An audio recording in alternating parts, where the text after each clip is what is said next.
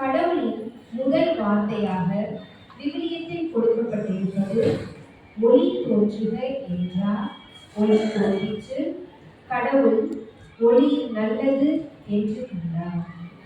வார்த்தை மனு உருவானவர் உலகின் ஒளியாக மண்ணுலகில் பிறந்தார். அவரை வரவேற்க ஆனந்த மகிழ்ச்சியுடன் மகிழ்ச்சியின் மெழுகுதிரியை ஏற்றுவோம். ஒளியை ஏற்ற அருட்சகோதரி மனோ அவர்களை அழைக்கின்றோம்.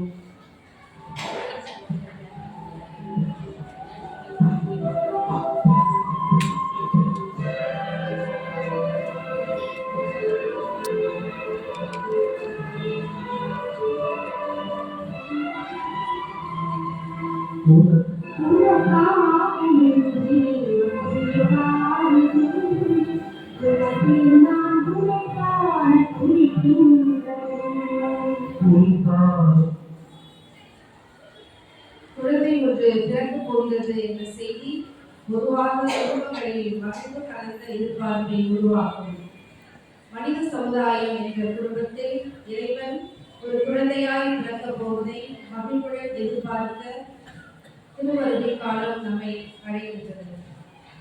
உண்மையான மகிழ்ச்சி, உள்ளத்தை நிறைக்கும் மகிழ்ச்சி, சின்ன சின்ன நிகழ்வுகளில் எவ்வித ஆர்ப்பாட்டமோ ஆடம்பரமோ விளம்பரமோ இன்றி நம்மை வந்தடைகின்றது என்பதை சொல்லித்தரும் விழா கிறிஸ்து பிறப்பு பெருவிழா. குழந்தை இயேசுவின் வரவை எதிர்பார்த்து காத்திருக்கும் திருவருகை காலத்தில் 3ஆம் ஞாயிறு கௌரத்தே சண்டே, அதாவது மகிழ்வுகள் ஞாயிறு என்று அழைக்கப்படுகிறது. பிலிப்பியருக்கு எழுதிய திருமுகத்தில் புனித பவுல் அடியார் கூறியுள்ள இறை வார்த்தைக்கு செல்வனும். புனித பவுல் பிலிப்பியருக்கு எழுதிய திருமுகத்திலிருந்து வாசகம். அதிகாரம் 4, இறை வசனங்கள் 4 முதல் 7 வரை. ஆண்டவரோடு இணைந்து என்றும் மகிழுங்கள். மீண்டும் கூறுகிறேன், மகிழுங்கள். கனிந்த உங்கள் உள்ளம் எல்லா மனிதருக்கும் தெரிந்திருக்கட்டும். ஆண்டவர் அண்மையில் உள்ளார். எதை பற்றியும் கவலைப்பட வேண்டாம். ஆனால் நன்றியோடு கூடி இறைவேண்டல், மன்றாட்டு ஆகிய அனைத்தின் வழியாகவும் கடவுளிடம் உங்கள் விண்ணப்பங்களை தெரிவியுங்கள். அப்பொழுது அறிவெல்லாம் கடந்து இறை அமைதி கிறிஸ்து இயேசுவோடு இணைந்துள்ள உங்கள் உள்ளத்தையும் மனதையும் பாதுகாக்கும். ஆண்டவரின் அருள்வாக்கு. இறைவனுக்கு நன்றி. கள்ளமில்லா சிரிப்பில் பிறக்கும் இயேசு பாலனின் உள்ளத்தை பேரின்பமால் அக மகிழ்ச்சியோடு இணைந்து பாடுவோம்.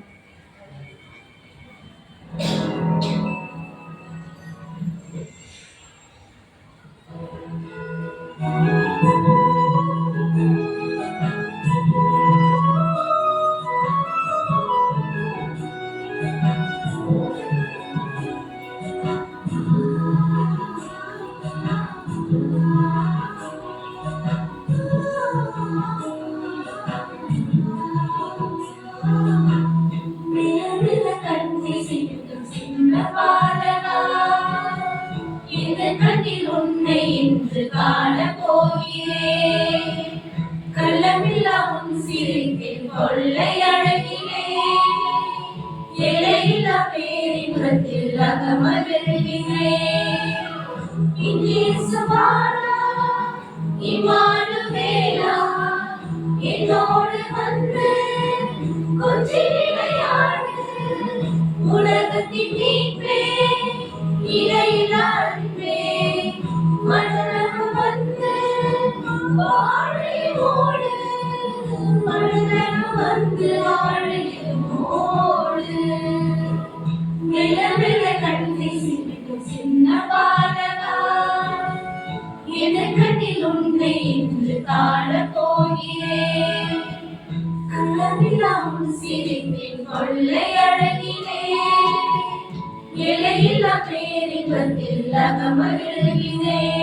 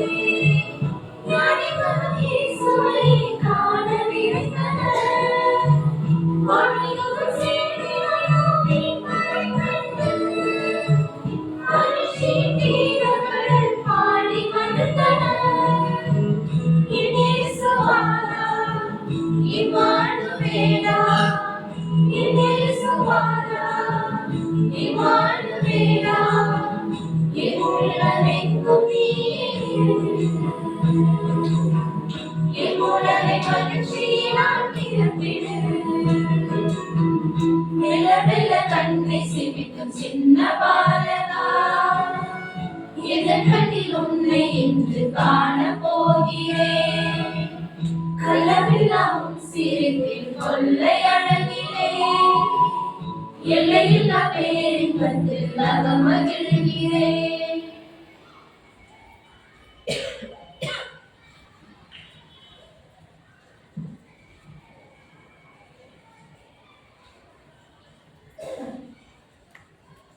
உண்மையான மகிழ்வு வெளியிலிருந்து வருவதல்ல, அது நம் உள்ளத்திலிருந்து உருவாவது என்பதை நாம் வாழ்வில் பலமுறை அனுபவித்திருந்தாலும், கிறிஸ்து பிறப்பு விழாவில் மகிழ்வு கண்ணை கவரும் வெளிப்புற அலங்காரங்களிலும் பரிசு பொருள்களிலும் இருப்பதாக தவறான எண்ணங்களை வர்த்தக உலகம் நம்மீது திணிக்க முயல்கிறது. வர்த்தக உலகின் பாடங்களுக்கு எதிராக உண்மையான மகிழ்வு உள்ளத்தில் இருந்து வருவது என்பதை சொல்லித்தரும் பல கதைகளில் இதுவும் ஒன்று. அயர்லாந்தைச் சேர்ந்த ஒரு பெண்மணியின் இந்த கதையை அவர் சொல்வதாகவே கேட்போம். பனி கொட்டிக் கொண்டிருந்த ஒரு நாள் மாலையில் என் வீட்டு கதவை தட்டியபடி ஒரு சிறுவனும் சிறுமியும் நின்றனர். அவர்கள் ஏழைகள் என்பதை அவர்கள் அணிந்திருந்த உடையே பறைசாற்றியது. உங்களிடம் பழைய செய்தித்தாள்கள் உள்ளனவா என்ற குழந்தைகள் என்னிடம் கேட்டனர். அப்போதுதான் அவர்களது கால்களை நான் பார்த்தேன். உறைய வைக்கும் பணியிலும் அவர்கள் அணிந்திருந்தது மெலிதான செருப்புகள். அக்குழந்தைகளை வீட்டுக்குள் வர சொன்னேன்.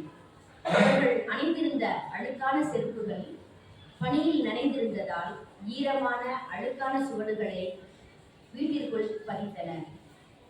சுட சுட தேநீரும் சில பிஸ்கட்களும் தந்தேன்.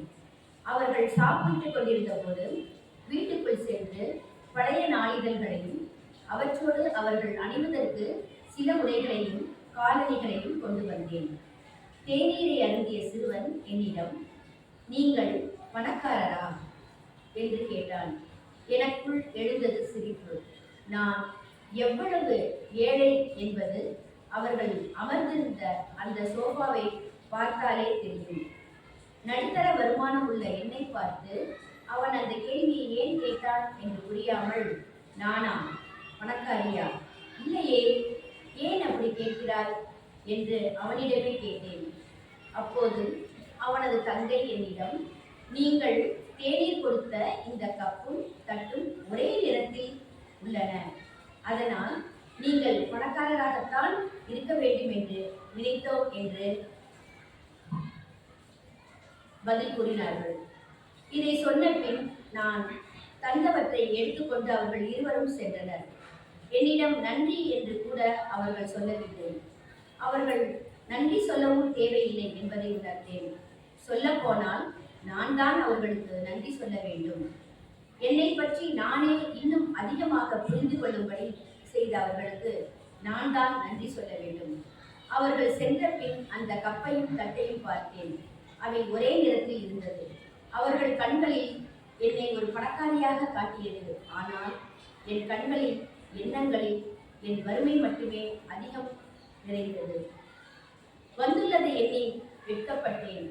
உண்ண உணவு, உடுத்த உடை, வாழ ஒரு வீடு, இவற்றை தந்த இறைவனை அப்போது நன்றியோடு எண்ணி பார்த்தேன். வீட்டை சுத்தம் செய்ய ஆரம்பித்தேன். அப்போது அக்குழந்தைகளின் நனைந்த அழுக்கான பாதங்கள் விட்டு சென்ற சுவடுகளை சுத்தம் செய்யாமல் விட்டு வைத்தேன். நான் பணக்காரி இல்லையே என்று ஏங்கும் போதெல்லாம் அந்த பாத சுவடுகள் நான் எவ்வளவு பணக்காரி என்பதை மீண்டும் மீண்டும் எனக்கு நினைவுறுத்த வேண்டும் என்பதற்காக அந்த சுவடுகளை உடைக்காமல் விட்டு வைத்தேன். அன்று அவ்வீட்டில் பதிந்தன இரு குழந்தைகளின் பாதங்கள் அப்பெண்ணின் மனதில் பதிந்தன. குழந்தை வடிவில் இறைவன் வரும் இந்த கிறிஸ்துமஸ் நேரத்திலும் அவரது பாதங்கள் நம் இல்லங்களிலும் உள்ளங்களிலும் பல அழகிய பாடங்களை நமக்கு கற்றுத்தரும்.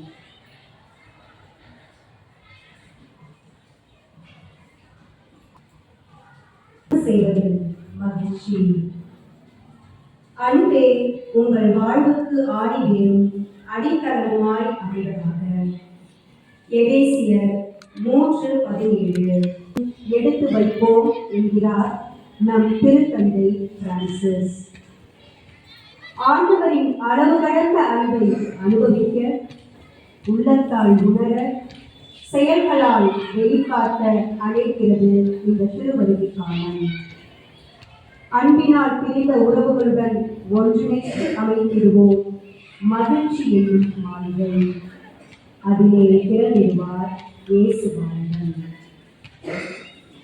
நாம் ஒப்புக்கொள்வோம் என்றால் கடவுள் நம் பாவங்களை மன்னித்து நம்மை தூய்மைப்படுத்துவார். மறக்கவே முடியாத துன்பங்களையும் மன்னித்து ஒருவனை எவன் ஏற்றுக்கொள்கிறானோ அவன் நெஞ்சில் இறைமகன் ஒளிக்கின்றார். எங்கே கருணை சுரந்து ஒரு உயிர் காக்கப்படுகிறதோ அங்கே அழைக்காமலேயே ஆண்டவர் இயேசு தோன்றியிருக்கிறார். இறுதி நிமிடத்திலும் தன்னை இன்னலுக்கு ஆளாக்கியவர்களை மன்னிக்க சொல்லி தன் தந்தையிடம் பிரார்த்தித்த இணையில்லா அன்பு வடிவமா நம் இயேசுகிறான் நம் மாளிகையில் தோன்ற மன்னிப்பு என்ற மகத்தான அடிக்கல் தேவை. மன்னிப்பதும் மன்னிப்பு கேட்பதும் கடினமே என்றாலும் செய்து பாருங்கள், கடவுள் உங்களை நினைத்து மன்னிவார்.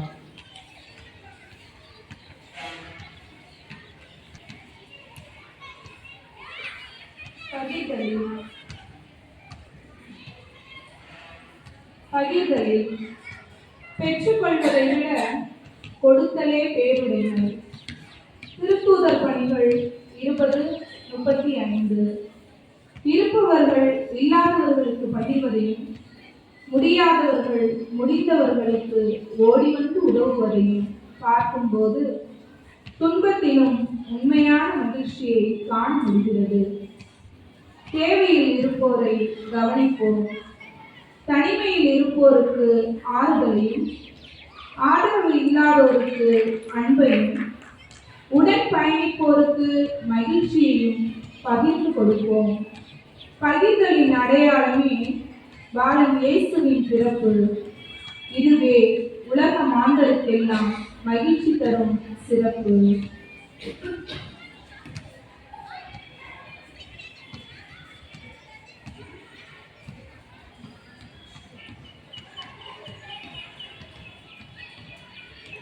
விட்டுக் கொடுப்பதில் ஆண்டவரில் நான் பெருமகிழ்ச்சி அடைவேன். என் கடவுளில் என் உள்ளம் பூரிப்படையும். எசாயா 61:10. கொடுப்பதில்தான் நிறைவான மகிழ்ச்சி உள்ளது. இறைவன் இம்மனு குலத்திற்காக தன்னை கொடுப்பதில் மகிழ்ந்தார். அன்னை மரியாள் இம்மனு குலத்திற்காக மணமகனை தன் கருவில் சுமப்பதில் மகிழ்ந்தார். பிறருக்காக தன்னையே முழுமையாக கொடுப்பதிலும், தன் நிலையிலிருந்து விட்டுக் கொடுப்பதிலும், தாழ்ச்சியை உள்ளத்தோடு தன்னை ஏற்றுக்கொள்வதிலும் அடைந்திருக்கிறது உண்மையான மகிழ்ச்சி. இயேசுவின் பிறப்பிற்காக நாம் நம்மையே விட்டுக் கொடுப்போம். அவர் நம்மை குடிக்கொள்வார்.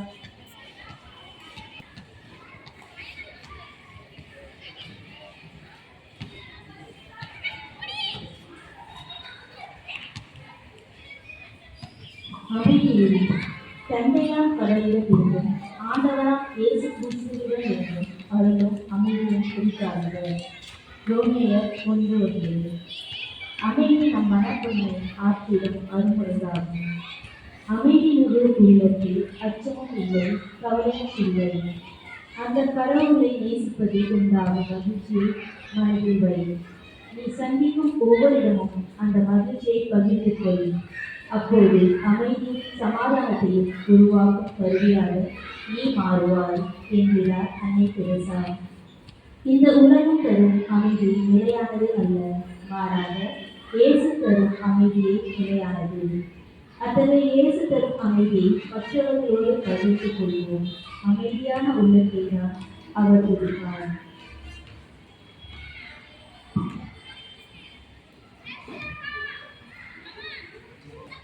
ஆண்டவர் அவரை பாதுகாப்பார். திருப்பாடல் 41:1 வருகிறது. இப்படிப்பட்டோரின் வாழ்வில் மிகவும் மகிழ்ச்சிக்குரிய நிலை அவர் பிறப்பில் வந்தது. இயேசுவின் பிறப்பு சமுதாயத்தின் அடித்தள நிலையிலிருந்து கூறப்பட்டது. எளியோரின் சார்பாளர் இயேசுவின் பிறப்பை மகிழ்ச்சியோடு கொண்டாட நாமும் எளிய உள்ளத்தினராய் இருக்க வேண்டும். வீணான ஆடம்பரங்களை விட்டொழித்து எளிமையான மனநிலையில் அவர் வருகைக்காக காத்திருப்போம். நிச்சயம் அவர் நம் இதய மாளிகைக்குள் வருவார்.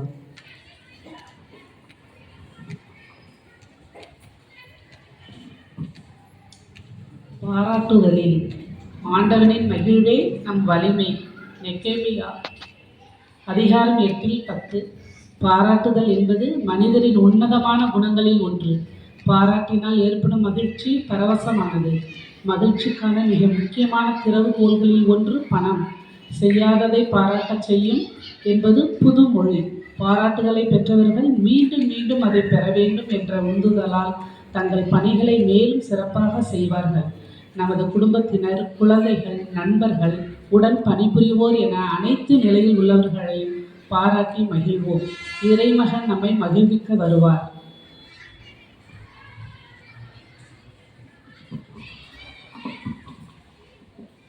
பணியில் உம்மிடம் அடைக்கலம் புகுவோர் அனைவரும் மகிழ்வர். அவர்கள் எந்நாளும் களித்து ஆர்ப்பரிப்பர். திருப்பாடல் 7:11. ஆண்டவரின் பணியாளன் என்னும் தன்மையை ஒருவர் ஆண்டவரின் ஆவியாலேயே பெறுகின்றார். ஆண்டவரின் அருள் பொழிவு ஒருவரை அவருடைய பணியாளர் நிலைக்கு உயர்த்துவதுடன் சமூகத்தில் அவருக்கென்று சில பணிகளையும் வரையறை செய்கிறார். ஆண்டவரில் நான் பெருமகிழ்ச்சி அடைவேன் என்ற எசாயாவின் மனநிறைவோடு அவர் நமக்கு கொடுத்துள்ள பணிக்காக மகிழ்ச்சி அடைவோம். நம் பணி வாழ்வில் அவரையே மையமாக வைத்து வாழ்வோம். பணிபுரிய தேவையான உத்வேகத்தையும் தெம்பையும் அவர் வழங்குவார்.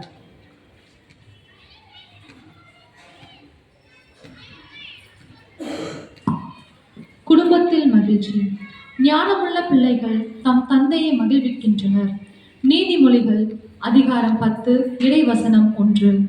இறைவன் வரைந்த சிறந்த ஓவியம்தான் இயேசு மரி சூசை வாழ்ந்த திருக்குடும்பம். இன்றும் உலகில் வாழும் அனைத்து குடும்பங்களுக்கும் மாதிரியான குடும்பம். குடும்பத்தில் பெற்றோர் அடித்தளம் என்றால் குழந்தைகள் அக்குடும்பத்தின் உயிருள்ள கற்கள் போன்றவர்கள். அத்தகைய குடும்ப அமைப்பு இன்றைய சமூக சூழலில் நிலைக்க முடியாமல் தடுமாறி கொண்டிருக்கிறது. மகிழ்ச்சி நிறை குடும்பமே மகிழ்ச்சி நிறை சமுதாயம் படைக்கும்.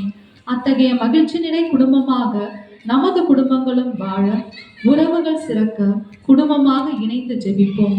நமது குடும்பத்தில் குட்டி இயேசு பாலன் பிறப்பார்.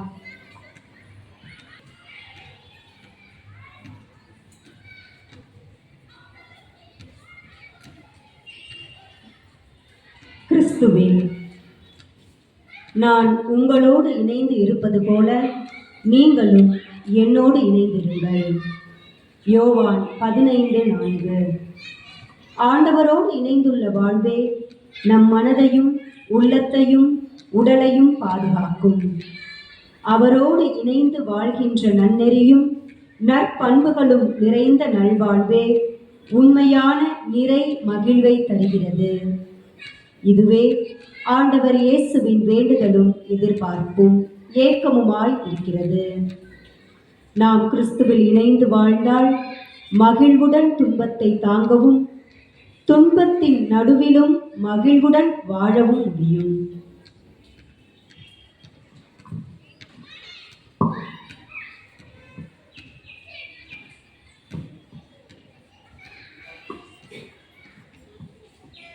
இதுவரை நம் இல்லத்தில் அமைத்த குடிலுக்கும் இப்போது நாம் அமைத்துள்ள குடிலுக்கும் வேற்றுமைகள் பல உள்ளது.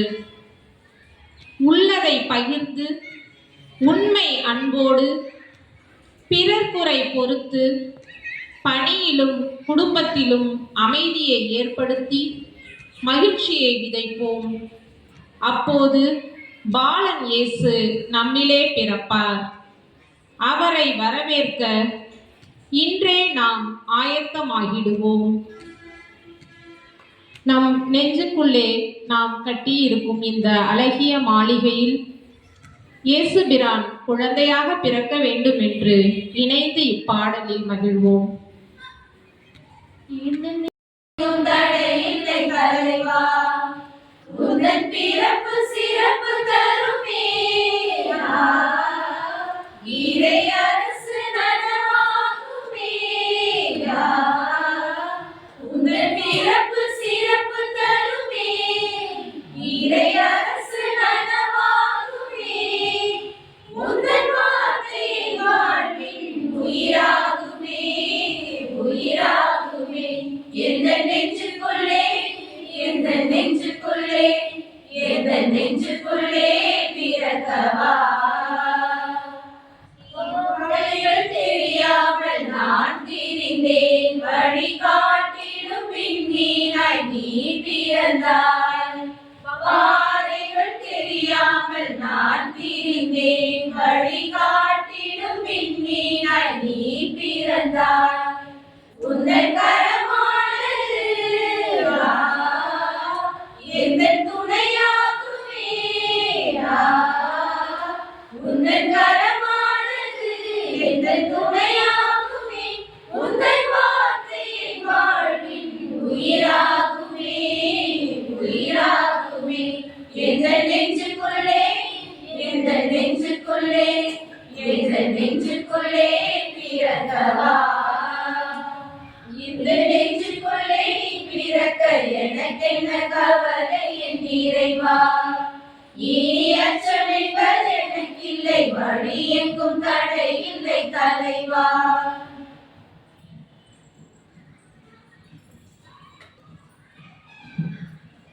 நம் நெஞ்சுக்குள் பிறந்த இறைவனை வரவேற்க நாம் காத்திருக்கின்றோம்.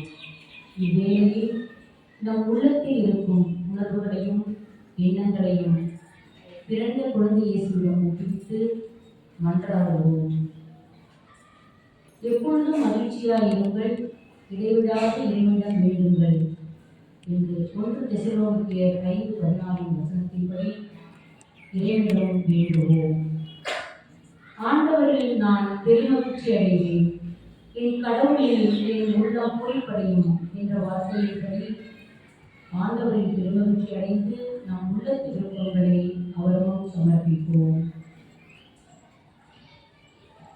நம் பள்ளியின் பெற்றோர் மற்றும் மாணவிகள் அவர்களின் குடும்பத்தார் அனைவருக்காகவும் ஒரு நிமிடம் ஜெபிப்போம்.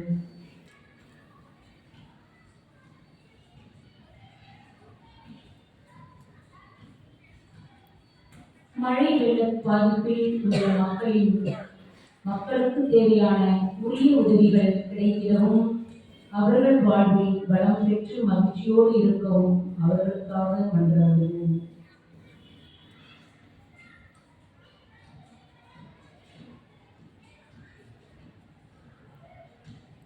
மருத்துவர் நோயுற்றோருக்கு என்ற வாக்கின்படி மருத்துவமனைகளில் சிகிச்சை பெற்று வரும் அனைத்து நோயாளிகளையும் குறித்து மன்றாடுவோம்.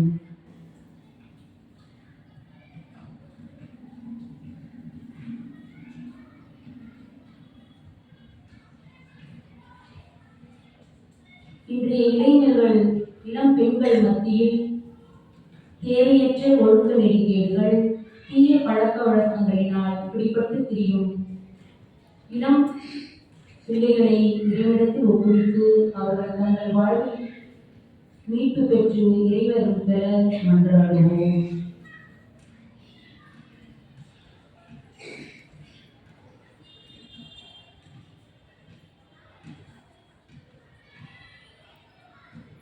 நமது நாட்டில் அமைதி நிலவும்,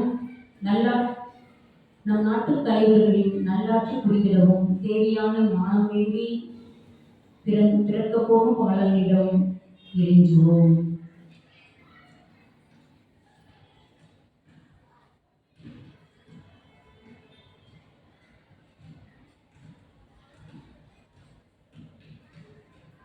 நாம் பணிபுரியும் இந்த எஃப்எம்எம் நிறுவனத்தின் தேவைகள் நிறைவேற்றிட இறையருள் வேண்டுவோம்.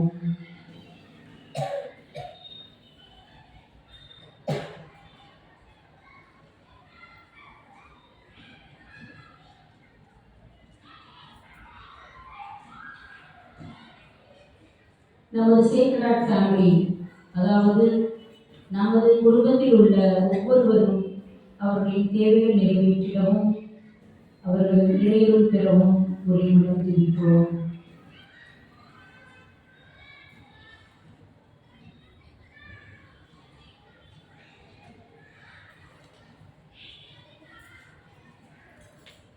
கேளுங்கள் உங்களுக்கு கொடுக்கப்படும் என்று கூறிய இறைவனிடம் நாம் நம்பிக்கையோடு எடுத்து வைத்த மன்றாட்டுக்கள் அனைத்தையும் அவர் கேட்பார் என்ற உறுதியோடு நாம் இப்பொழுது நமக்கு தேர்ந்தெடுத்து கொடுக்கப்பட்ட நமது கிறிஸ்துமஸ் நண்பர்களுக்காக ஒரு நிமிடம் ஜெபிப்போம்.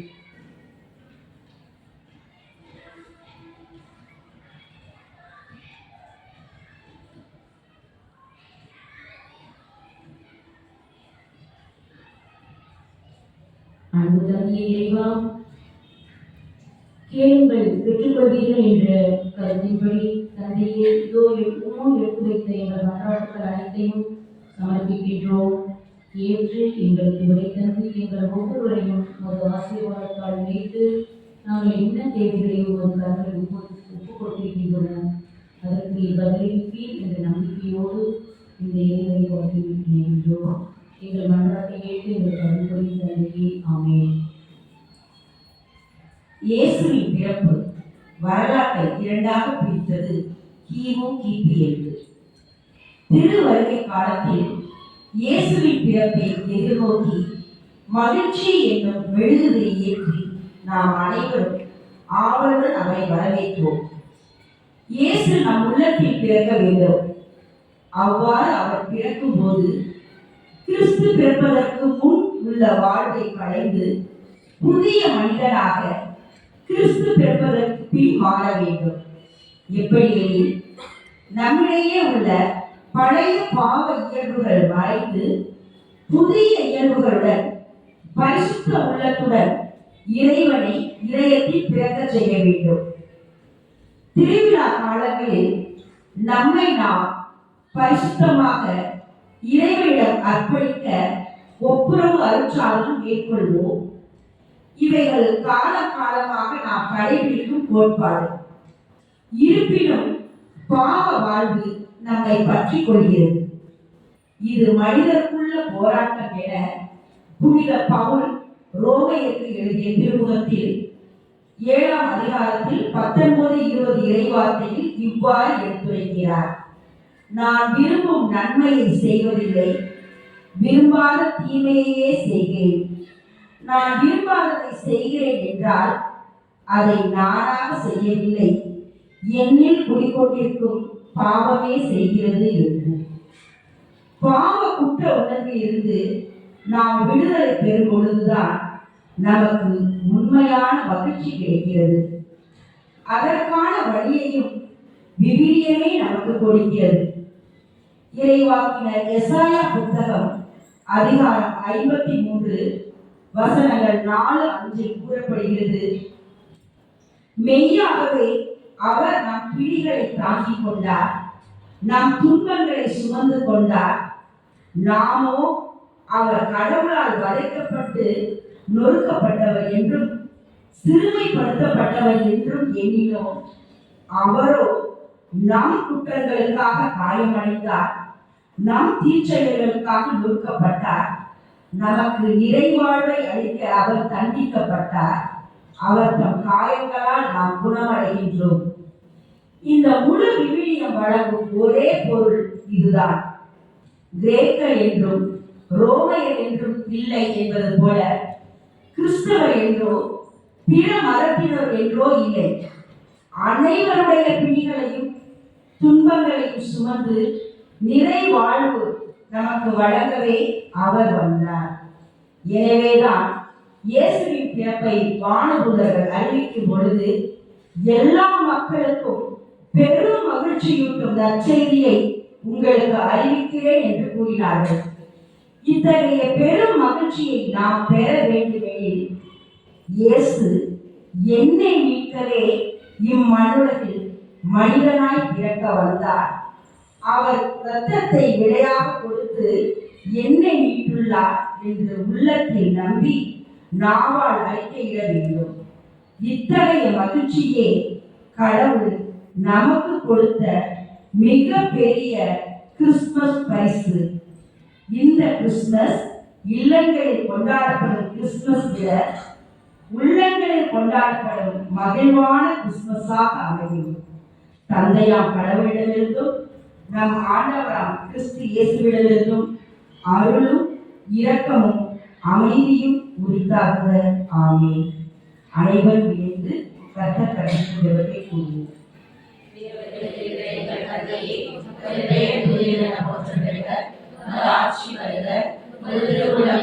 நிறைவேறுவது போல மண்ணுலகிலும் நிறைவேறுக. எங்கள் அன்றாட உணவை இன்று எங்களுக்கு தாரும். எங்களுக்கு எதிராக குற்றம் செய்வோரை நாங்கள் மன்னிப்பது போல எங்கள் குற்றங்களை மன்னியும். எங்களை சோதனையில் விழவிடாதையும் தீமையிலிருந்து எங்களை மீட்டருளும். ஆமென். தந்தை மகன் தூய ஆவியின் பெயராலே ஆமென்.